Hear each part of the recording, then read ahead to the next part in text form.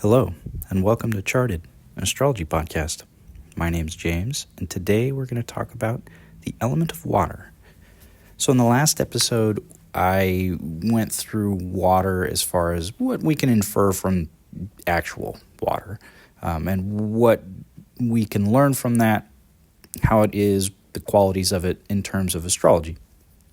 And so today I wanted to look at water from the perspective of the houses, as well as what happens when we have too much or too little water in our chart.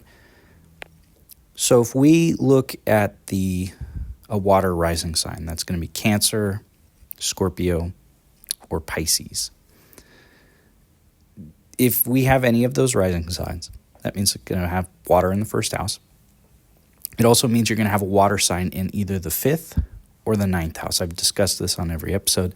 Those houses are trine to the first house, which means there's an easy connection, an easy flow. They're very supportive of the first house, and the first house is very supportive of them.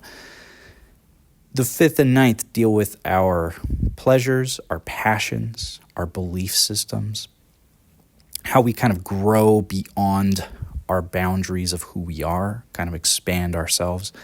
And it also deals with our creativity, right? Not just in an artistic sense, but in terms of as humans, we are naturally creative beings. We have creative potential.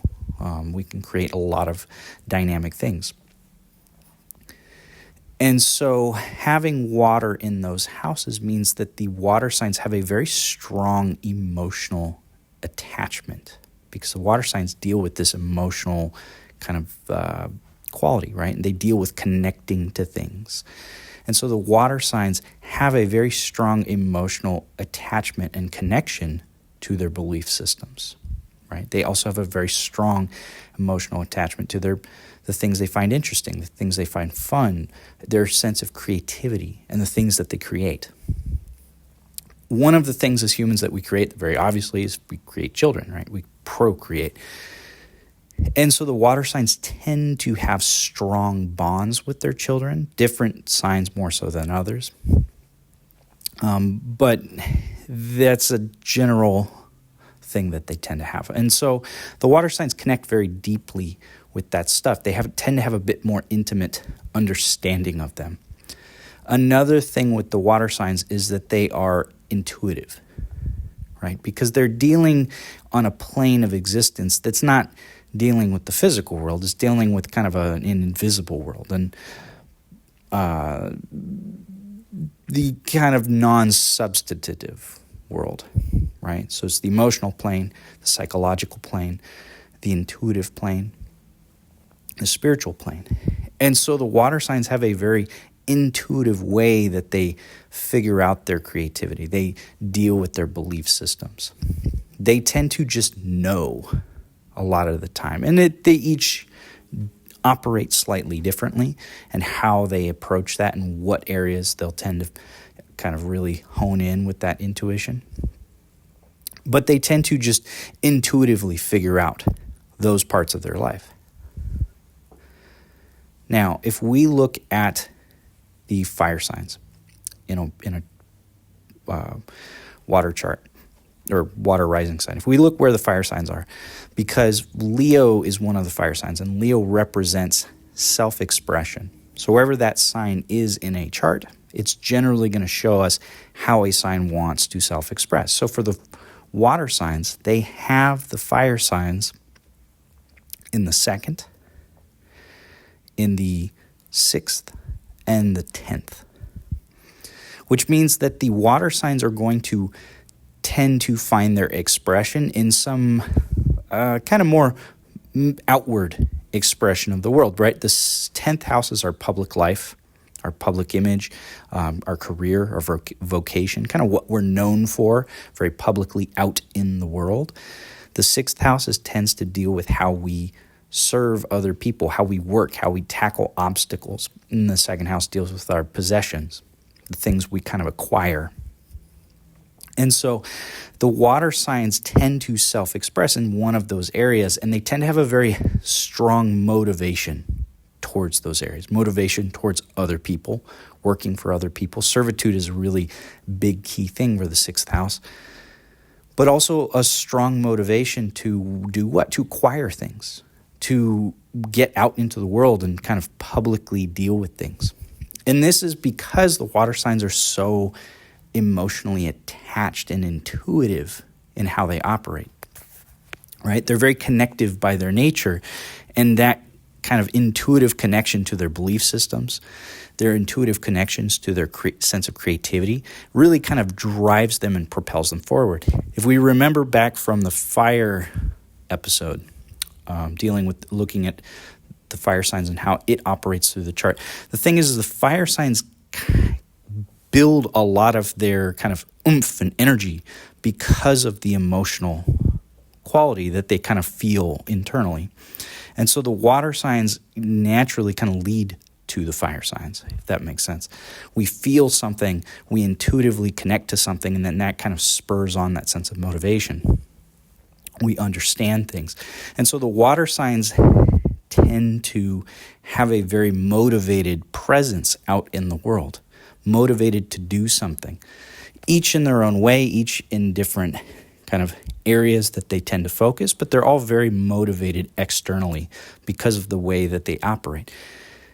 It tends to also be very motivated towards working with other people, but not always. Now, if we look at the social houses, what do we see? The 7th, the 3rd, and the 11th.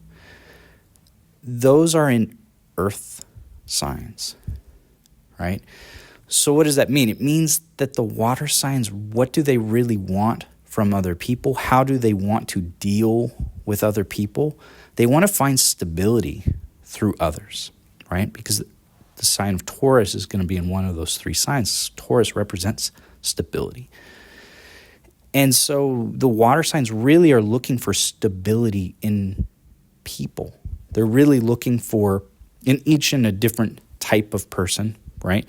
Whether it's close partnerships of the 7th house, kind of people around them of the 3rd house, or society and friends and followers more generally in the 11th. But they all have this strong kind of desire for people in a very real, concrete sense, right? The one thing with the water signs is because they deal with this plane that is spiritual, emotional, kind of really detached from the real world, they want other people around them who have a practical way about them, who are responsible, who can operate in the physical world and kind of act as that cup that the water can kind of sit inside.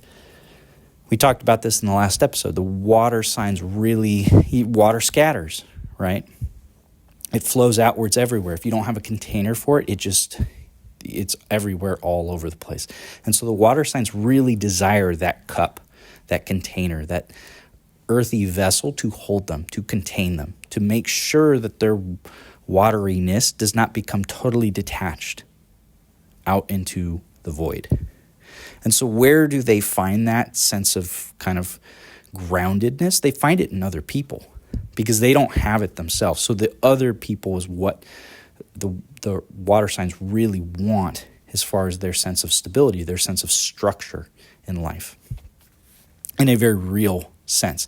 It also means that the water signs at times can have a very practical or responsible approach to the way that they deal with people. The earth signs, as we've talked about, are very practical, right? They deal with things in a very efficient manner. And so the water signs take that approach towards other people, towards relationships, and each in their own way. Lastly, we get to the kind of internal houses, the 4th, the 8th, and the 12th, the psychological houses. The 4th house deals with our inner mindset, kind of our private thinking, feeling life. The 8th deals with our psychology, psychological processes, the things we repress, and how we handle kind of mental crisis. It's stuff we kind of want to push down and hide because it detracts from how we would otherwise want to be. And then the 12th is the subconscious. And so what do we have in those signs? We have the air signs. And this is kind of interesting because the air signs are naturally dealing with other people. They're about sharing. They're about exchange. They are about talking and intellectualizing. And so what happens is the water signs have in their houses of kind of psychology this intellectual process going on, which means the water signs are extremely in tune with their inner world, much more so than any other sign or any other element.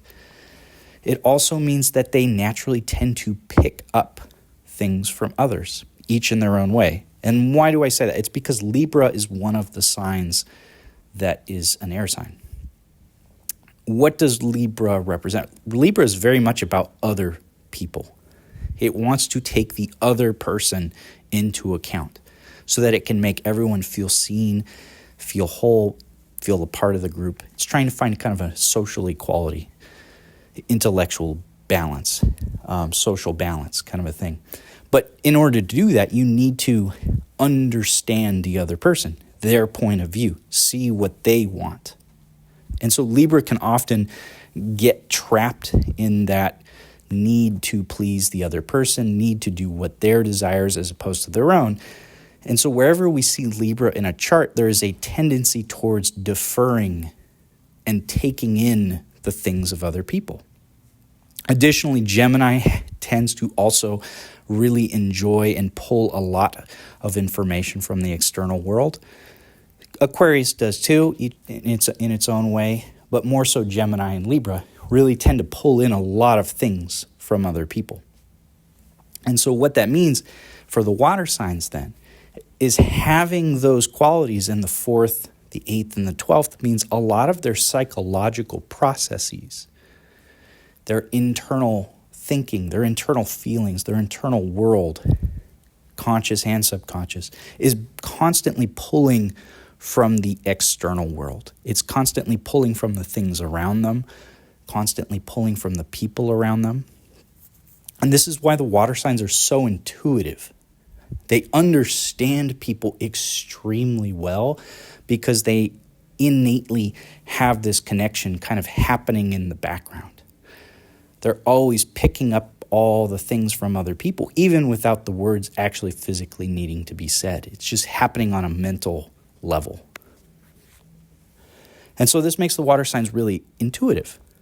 But it also makes them a bit, I don't want to say afraid to share, but it makes them a bit hesitant to share, hesitant to explain what's going on. They tend to sit and dwell in their feelings. Because again, those 3 houses, the 4th, 8th, and the 12th, are very internal. They deal with our internal world.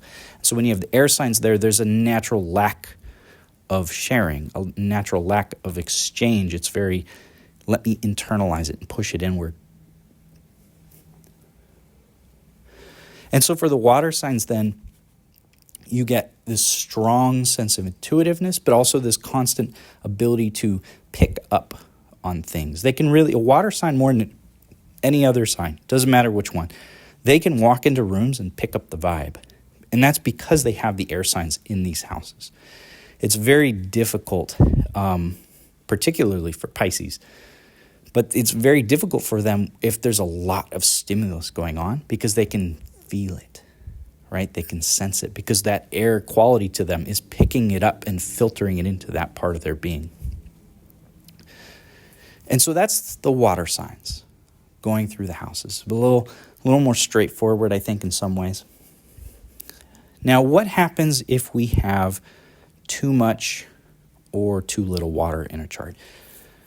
So if we have too much water in a chart, that means by default, we also are going to have a lack of at least one other, probably multiple other elements. And so with a lack of something, I'll cover that in a moment, there tends to be 2 ways it plays out. And so when you have too much water, it's going to be dependent on your other elements a little bit. But what is somebody like that has too much water, right? Natural tendency is to be extremely in the clouds, head in the clouds, totally detached kind of a person. They can be extremely emotional. They can be really, really absorbed into spirituality, whether it's your basic religious stuff or whether it's a much more, esoteric, whatever it is. But they get very lost in it, right? And it becomes very feeling-based, right? And that's a key thing we have to remember for the water signs. They are very much driven by, how does this feel, right? What's the feeling? What's the sense that I get, right? It's an intuitive kind of thing, and it can be very driven by emotions. Obviously, that's a feeling we have, but sometimes we feel things that isn't necessarily emotionally driven, and that's more the intuitive side. And so the water signs are going to have that strong desire to do everything in that way, and that can, like I said, when you have too much, it means you get somebody who's not doing things for a rational reason, because feelings are irrational. They happen as a result of external stimulus, external circumstances. And so for the water signs, they constantly can be bombarded with external stimulus that is confusing and that doesn't, allow for a proper rational response. And so the water signs, when you have too much, can be extremely irrational in their actions because it's, again, not based on anything that's logical, not based on anything that's practical. It's based on this feeling of something, and feelings can betray us. So too much water, you get this lack of rationality, as well as you get somebody who can be very, very much just head in the clouds, totally detached from the real world, have no sense of how things actually work, right? And that's strongly going to be a lack of earth is kind of the main core component of that, but so much water needs a container. It needs it.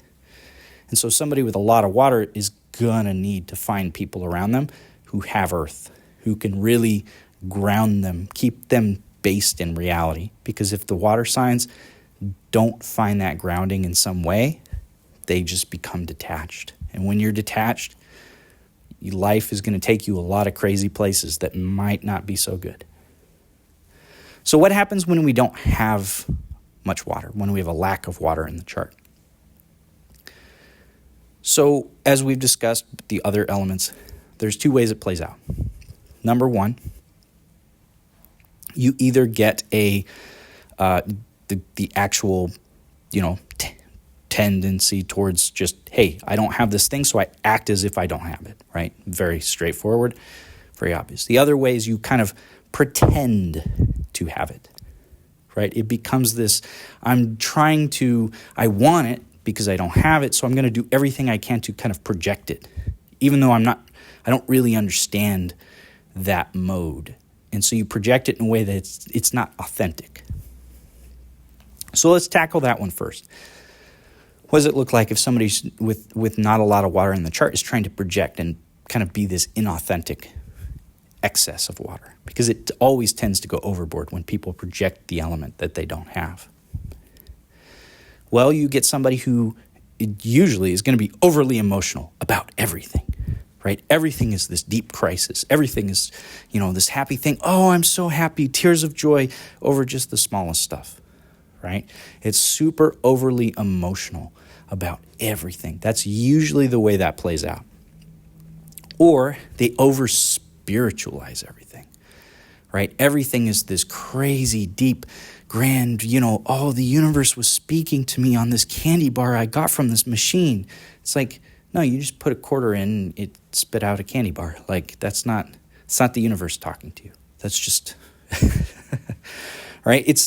That's the kind of level that you get, is you get somebody who's just trying to connect things where they don't exist, trying to put in those emotions when it's not necessary. The water signs, even if you get somebody with a lot of water, right, who really kind of gets that detachedness, they're going to understand the connections, right? They're going to have that level of depth innately. Even if they're reaching it in places where it's like, man, they're so lost in the void, they still have that level of depth and understanding and kind of knowing that, hey, these emotions are going on. But with somebody without it, they don't quite get it.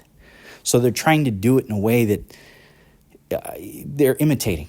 Like, they see somebody that is that way, so they do their best to copy him, and it's like, hey, it's not the same thing. Now, the other option, as I said, is you just act like the complete lack. Well, what's a lack of water?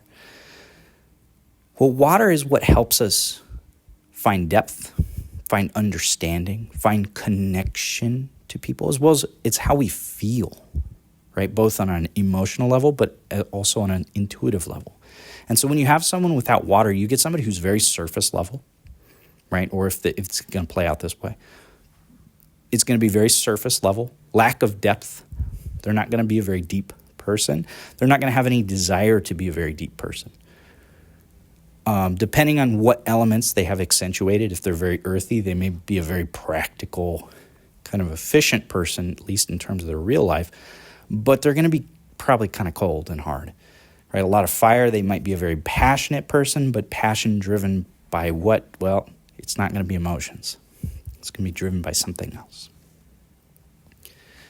In air, you get somebody very intellectual, kind of logical, right? But not really caring, lacks that softness. Because the water signs are very sensitive, they're very soft. And they have that because they care. They have that connection to things. And so when you have somebody without it, who's going to really embody that lack, you get somebody who tends to not care. And that's not to say they're incapable of it, because everyone's capable of caring. Everyone's capable of loving and connecting. But there's not going to be a strong desire to do so. And it's going to be very hard for them to learn how to do so. Because again, it's a lack. And so the ability to connect, the ability to kind of see the spiritual side of stuff, the ability to empathize, right? That's a very strong water quality. Is not there. So you get somebody who's cold and they kind of suck to be around. They're hard people to be friends with because they just don't have that level of connection, don't have that level of emotional understanding. And that's, like I said, not something that's permanent. They can learn that, right? Everyone has every element. We have all 12 signs in our chart, even if they're not emphasized. But it's that lack of emphasis that makes it much harder to tap into, especially. And so that's the water signs. Very sensitive, very empathetic, very emotional, right? They need, more than anything, water signs really need that container to kind of help them. And if you have a lack of water, obviously, right, you'd want to find people with water. Because trying to find people who can emotionally balance you is always going to be extremely helpful. If your chart is pretty emotionally balanced, it's not nearly as important, I think. Then it becomes more specific to maybe signs or placements. Whereas if you're just very deficient or overly emphasizing one or two elements, it is helpful to find balance from other people. And so that's the water signs. That's the elements. I think we're done with that, and we'll move on to other things in the podcast going forward. So I hope you enjoyed. Thank you for listening.